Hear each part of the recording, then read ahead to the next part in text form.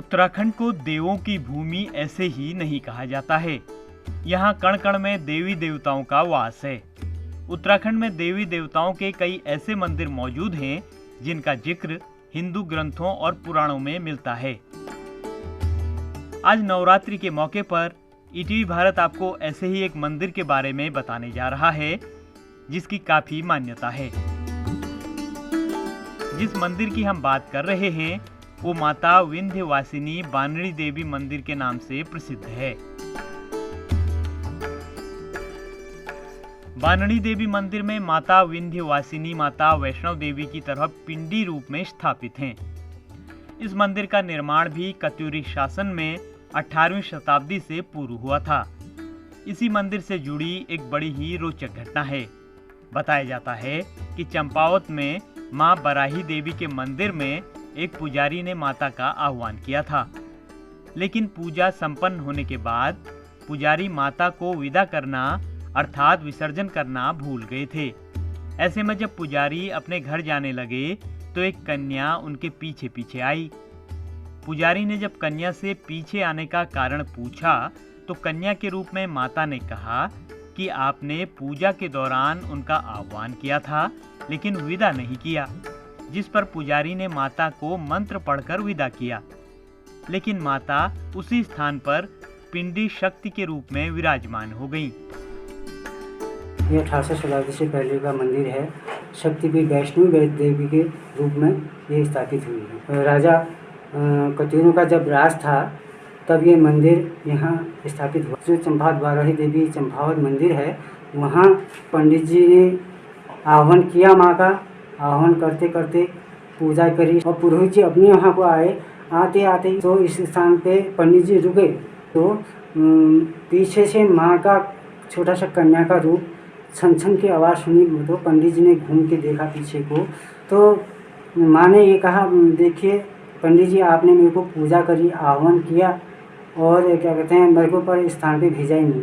तो पंडित जी ने ये कहा कि मैं आपको यहीं से स्थान भेज देता हूँ। तो ये मंत्र है गच्छ गच्छ स्थाने परमेश्वर, ये करके मंत्र है। तो पंडित जी ने वो गच्छ गच्छ किया तो वो माता यहाँ स्थापित होगी। जो आप ये देख रहे हैं पिंडी स्वरूप है, जो पिंडी रूप है ये साक्षात रूप माँ का अपने आप ही उत्पन्न हो गया। और ये माँ का पूरा शरीर है, ये माँ का शरीर है। और इसी के जस्ट नीचे छोटा सा एक मंदिर है माँ का, जो वहाँ इस छोटे से मंदिर के माँ की चरण है। तो जो भी भक्त यहाँ आते हैं उनकी मनोकामना परिपूर्ण होती है। इसी तरह की एक और कहानी कत्यूरी शासन काल में राजा से भी जुड़ी हुई है। ये कहानी कत्यूरी वंश के राजा और गाय के बीच जुड़ी हुई है। दरअसल जिस गाय की राजा सेवा करते थे वो गाय राजा को दूध न देकर माता की पिंडी पर अपने दूध से अभिषेक करती थी। राजा ने एक दिन गाय को ऐसा करते देख लिया था। इसके बाद माता ने राजा को स्वप्न में दर्शन दिए और कहा कि मेरा अभिषेक करते हुए तो देख लिया, अब मंदिर कौन बनाएगा। इसके बाद राजा ने अष्टकोणीय मंदिर की स्थापना कराई। तभी से यहाँ भक्त माता के दर्शन करने के लिए आते हैं। इसकी स्थापना ऐसे हुई, राजा जो कत्यूरों के जो राजा थे उन्होंने अपने पास एक गाय पाल रखी थी। गाय पाल रखी थी तो गाय पाल रखी थी, वो उसकी सेवा करता था और वो दूध उसको नहीं देने वाले थे उस राजा को। तो राजा को दूध नहीं देने वाले थे। राजा ने कहा यार मैं तो इसको खिला रहा हूँ पिला रहा हूँ पर इसकी सेवा कर रहा हूँ पर ये मेरे को दूध नहीं दे रही है, दूध नहीं दे रही है। तो एक दिन राजा ने ये किया, उसका पीछा किया। पीछा करते करते करते इस स्थान पे आ गई। गाय का पीछा किया तो गाय ने अपने स्तनों से दूध का अभिषेक इस पिंडी रूप में अपने दूध का अभिषेक किया। और राजा पीछे से देखा है तो राजा ने ये कहा कि अरे मैं तो गाय की इतनी सेवा करता हूँ, खिलाता हूँ पिलाता हूँ पर इतनी सेवा करता हूँ पर ये दूध मेरे को नहीं देती है, ये दूध यहाँ पे अपना अर्पित करती है। तो राजा अपनी गाय को भी लेके चले गया और अपना भी चले गया। तो इस माँ ने उन राजा को सपना दिलाया।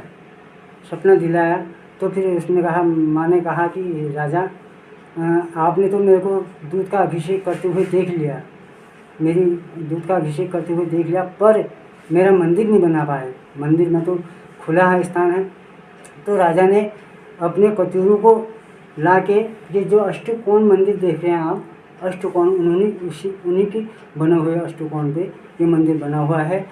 और जो पिंडी रूप आप देख रहे हैं, हमें पिंडी रूप वैष्णवी पिंडी है। और ये भक्त यहाँ बहुत से सारे आते हैं, उनकी मनोकामना पूर्ण होती है। वैसे तो यहाँ साल भर भक्तों का तांता लगा रहता है, लेकिन नवरात्रि में यहाँ दूर दूर से भक्त माता विंध्यवासिनी का आशीर्वाद प्राप्त करने आते हैं।